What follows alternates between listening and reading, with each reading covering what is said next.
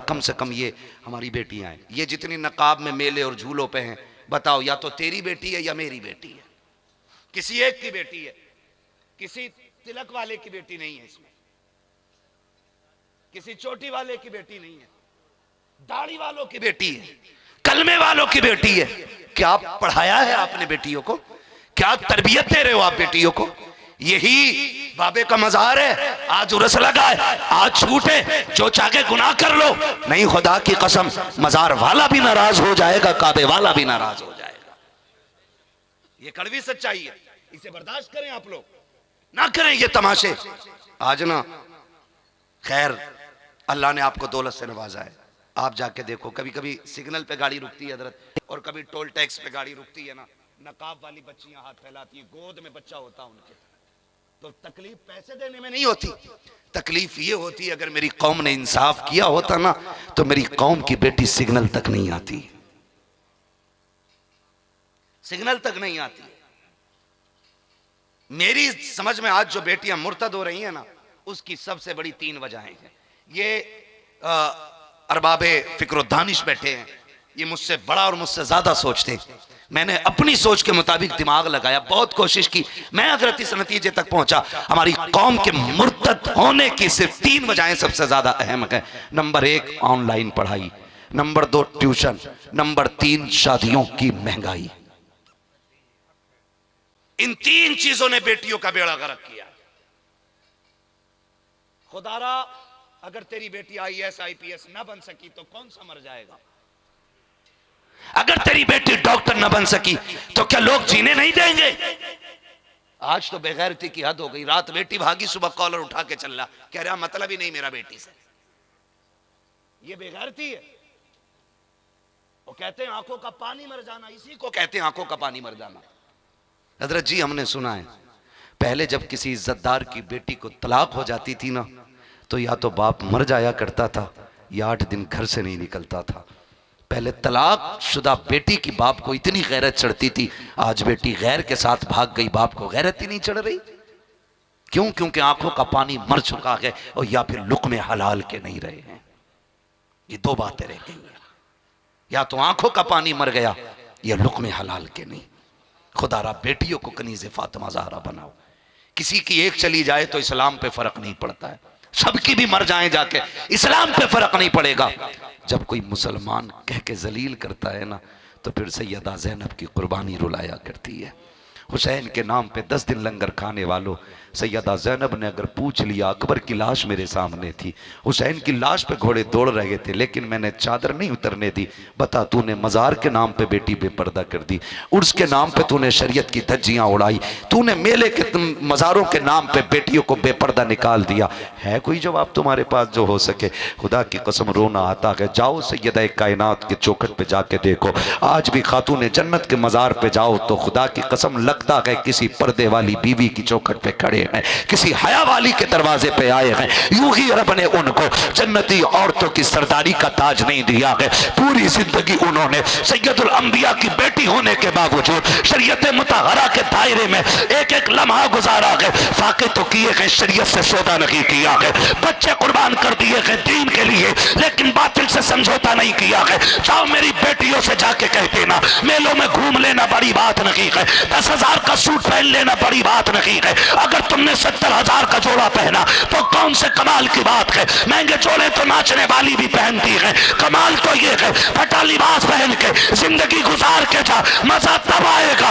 औरत तू अपने शोहर को राजी करके जा, कब्र में बाद में पहुंचेगी, खुदा की रहमतें पहले आ जाए। सुभान अल्लाह। इसलिए जरूरी है बेटियों को दीन दे, और बंद करो ये तमाशे, इसकी कतन कोई गुंजाइश नहीं रह गई है। और मुझे लगता भी नहीं है जिस कौम की बेटियों की इज्जतें लूटी जा रही हूं और वो ढोलक के आगे थिरके फिर पूछे वो उसने कौन सा कलमा पढ़ा है। मैं पूछना चाहता हूं, दर्द होना चाहिए, बदलें अपने रवैये। मेरे भाई मैं आपके बीच का हूं, आप मेरे बीच के हो। काम अगर करना ही है ना तो ऐसा करके जाओ कि काबे वाला भी राजी हो जाए, मदीने वाला भी राजी हो जाए। मजा तो तब है ना। लेकिन पता है क्या, अल्लाह ने जिन्हें पैसे दे दिए ना उसे भी बड़ा घमंड है पैसे का। इधर तवज्जो है, मैं खत्म करने लगा हूं, मेरा टाइम 3 मिनट ऊपर हो गए। अभी है ना गुंजाइश मेरे पास?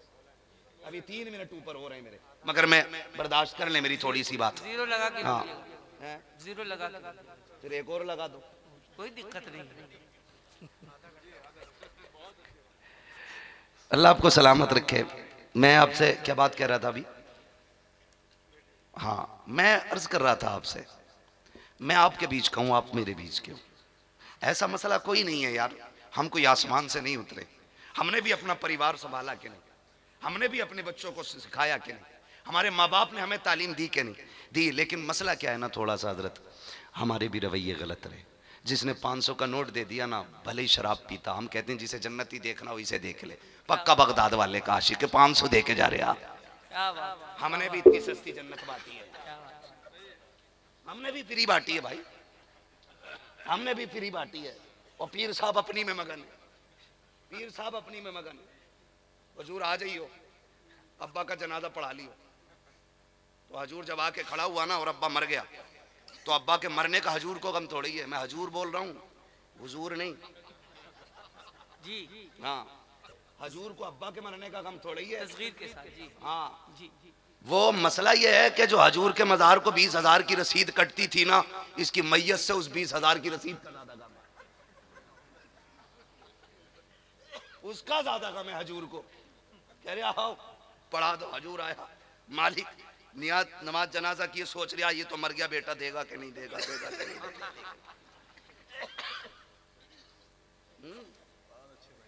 भाई वो हिसाब 20,000 का लगा रिया और कह रहा फना मियाँ आए थे अब्बा का जनाजा पढ़ाने, फना मियाँ ने पढ़ाया था अब्बा का जनाजा। मियाँ तो पढ़ा गई, जब बेटा को बर्थडे तो फिर मियाँ ही पढ़ाएगा।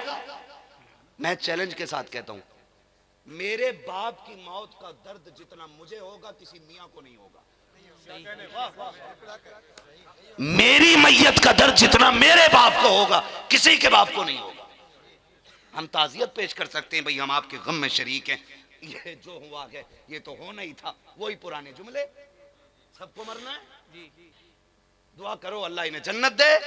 कह रहे हाँ जन्नत तो पक्की है, फला मियाँ आए थे पढ़ाने, खुद मियाँ की घपले में पड़ी है, मियाँ की खुद खतरे में पड़ी है, मियाँ बांट के चला गया। ऐसा नहीं होना चाहिए। ऊपर चादर चढ़ रही है, अंदर लठियां चल रही हैं। हाँ समझो मेरी बात। आपको बुरा लगे लगे, लेकिन मरते टाइम मेरी बात एक एक सच्ची लगेगी तुम्हें। मरते टाइम एक एक बात सच्ची लगेगी। जब बंदा मरता है ना तो 3 ही फिक्रें होती हैं, जो पैसा कमाया इसका क्या होगा, मेरे बाद मेरी औलाद को कौन देखेगा। तीसरी फिक्र होती है हाय पूरी जिंदगी गुनाह किए हैं, अब क्या बनेगा, अब क्या बनेगा, अब क्या बनेगा। तब जाके सोचता है पूरी जिंदगी मस्जिद में ना गया, कह रहा मैं मदीने गया था, 3 बार जन्नत देख ली है, सब पीरो गुमराह मुरीदों गुमराह कर रहा बैठा हुआ, उनको देख लिया, उनको देख लिया। सुन तुझे पारसा की कहानी सुनाऊं, मुत्तकी की बात बताऊं, जो अंगूठा छाप वली नहीं कलमकार वली है, दुनिया आला हजरत कहती है, 1000 किताबों का मुसन्निफ है, आशिक रिसालत है।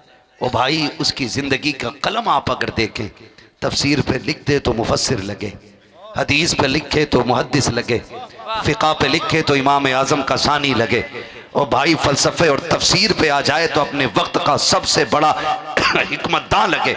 इतना बड़ा मंतकी और फलसफी जिसकी मिसाल नहीं मिलती है, जिसने 63 साल के अंदर हजारों बरस का काम किया है। हाँ मैं बात अब कर रहा हूं, तो इतना काम करने वाला आज इमाम 2 मिनट को गायब देर हो जावे ना, तो जो पीछे बैठा चक्कर में इमाम ना आवे, मैं चढ़ जाऊं, सुभाना भी याद नहीं है। एक से कहा बोले हुजूर नमाज पढ़ा दो, तो कह रहा मैं धीरे वाली पढ़ा लेता हूं, मगरिब की नहीं पढ़ा पाता।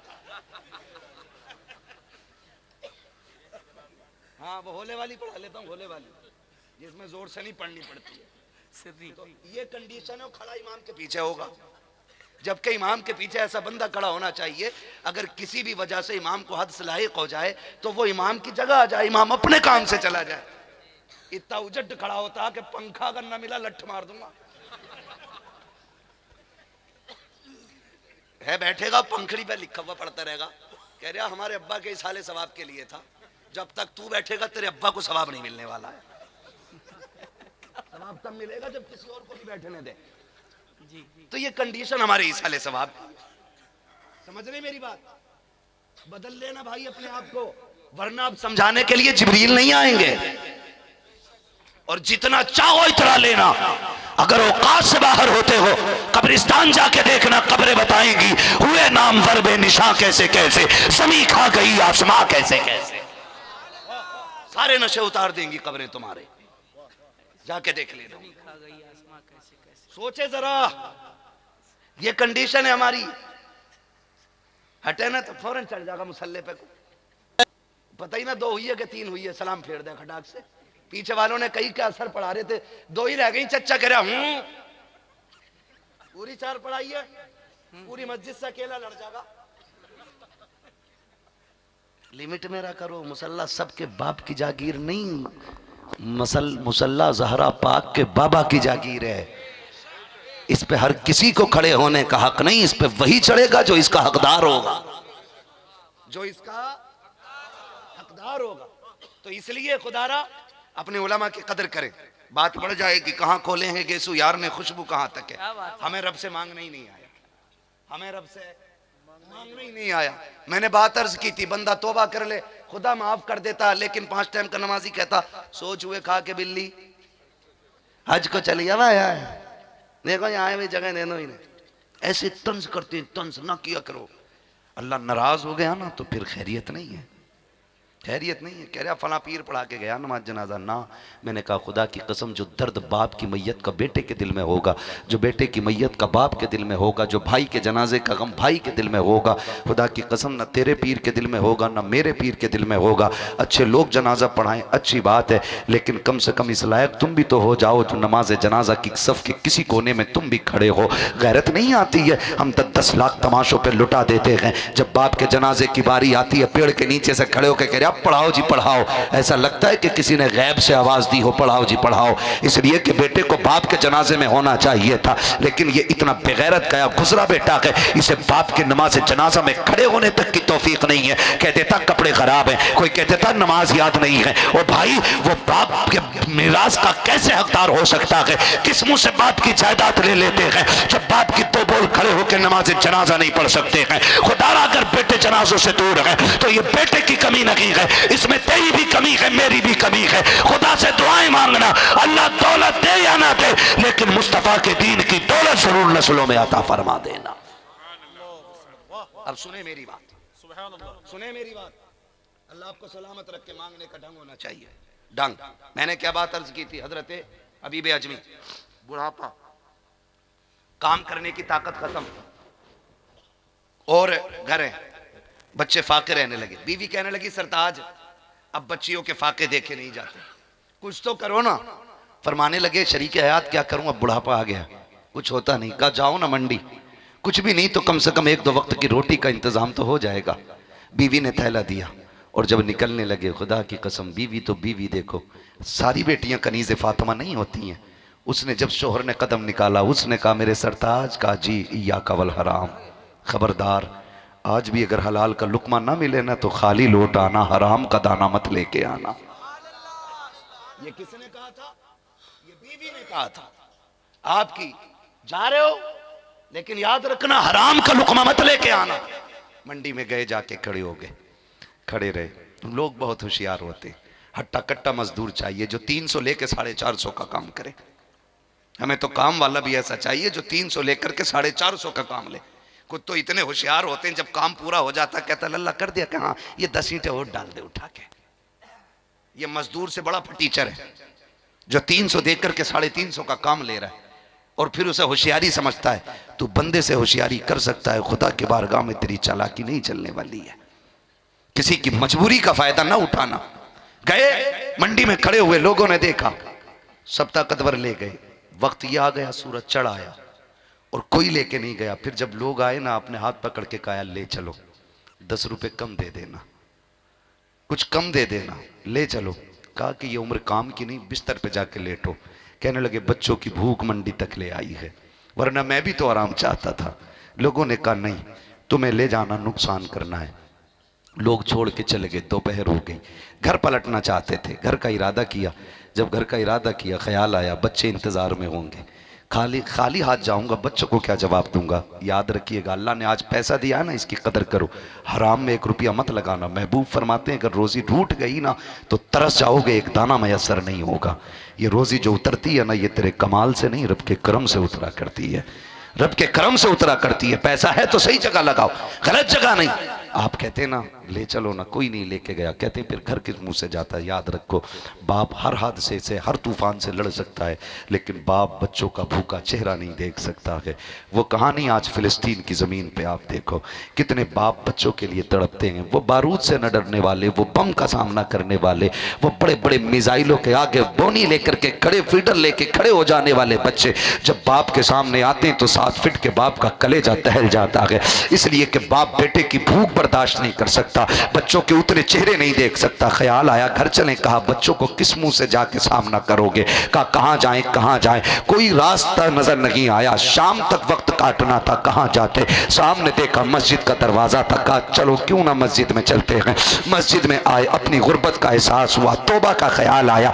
आपने थैला बगल से निकाल के कोने में रखा, वजू किया है, वजू करने के बाद 2 रकात नमाज अदा की है, फिर हाथ में झाड़ू लेके मस्जिद में झाड़ू लगा रहे हैं और रोते जा रहे हैं, कहते जा रहे हैं मालिक मुझे दुनिया ने काम के लायक नहीं समझा, मैं तेरे घर में काम करने आ गया हूँ। ए अल्लाह मैं तेरे घर में काम करूंगा, इतनी मजदूरी दे दे जिससे मेरे बच्चों का पेट पल जाए। सुबह से शाम हो गई है, रोते जा रहे हैं। जब शाम का वक्त हुआ है, घर जाने का वक्त आया है, आपने अंधेरे का इंतजार किया, थैला बगल में दबाया है, आए हैं घर के दरवाजे पे, देखा के दरवाजे पे पहले दीवारें नीचे थी, आपने झांक के देखा बच्चे सो गए हैं। आहिस्ता से दरवाजा धकेला तो दरवाजा खोल के बीवी पहले से इंतजार में खड़ी थी।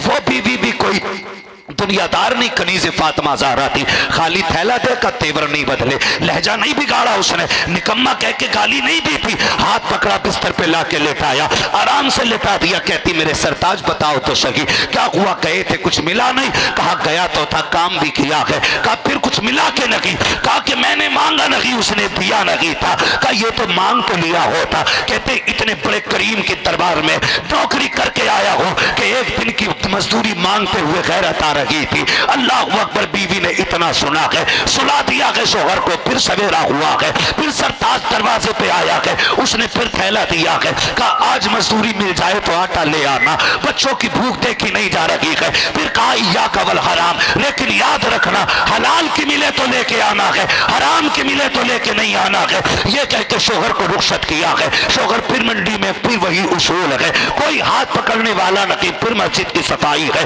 जब तीसरा दिन आया है, बीवी दरवाजे पे छोड़ने आई है, कहती मेरे सरताज अपने मालिक से जाके कहते ना कि मेरी बीवी ने आज ये कह दिया है कि 3 दिन की ना सकी, 1 दिन की मजदूरी दे दो। अब बच्चों की भूख देखी नहीं जाती है, चेहरे उतर गए हैं, नींदें पूरी नहीं हो रही हैं। ये सुना के रोते हुए घर से चले हैं। आज अजब की बेकरारी है, आज अजब का दर्द लहजे में है। आज मंडी में नहीं आए हैं, आज सीधा मस्जिद में आकर के रब की बारगाह में गिड़गिड़ाना शुरू कर देते हैं। शाम तक मस्जिद की सफाई धुलाई की है। जब रात होने लगी है, कहते मेरे मालिक बता तो सही अब खाली हाथ में कैसे जाऊं, 3 दिन हो गए बीवी को संभालते हुए, आज अपनी बीवी को कैसे संभालूंगा। ये कह के कहते हैं कि मेरे अंदर ऐसी बेखुदी थी कि मैं सोच नहीं पा रहा था करूं तो क्या करूं। कहते खाली थैले से बेहतर था मैंने मिट्टी भरना शुरू कर दी ताकि मेरे बच्चे इसे खाली थैला ना समझे। कहते ये सोच के मैंने मिट्टी भरी है थैले में और लेके घर की तरफ आया हूं। जब मैं घर के करीब आया,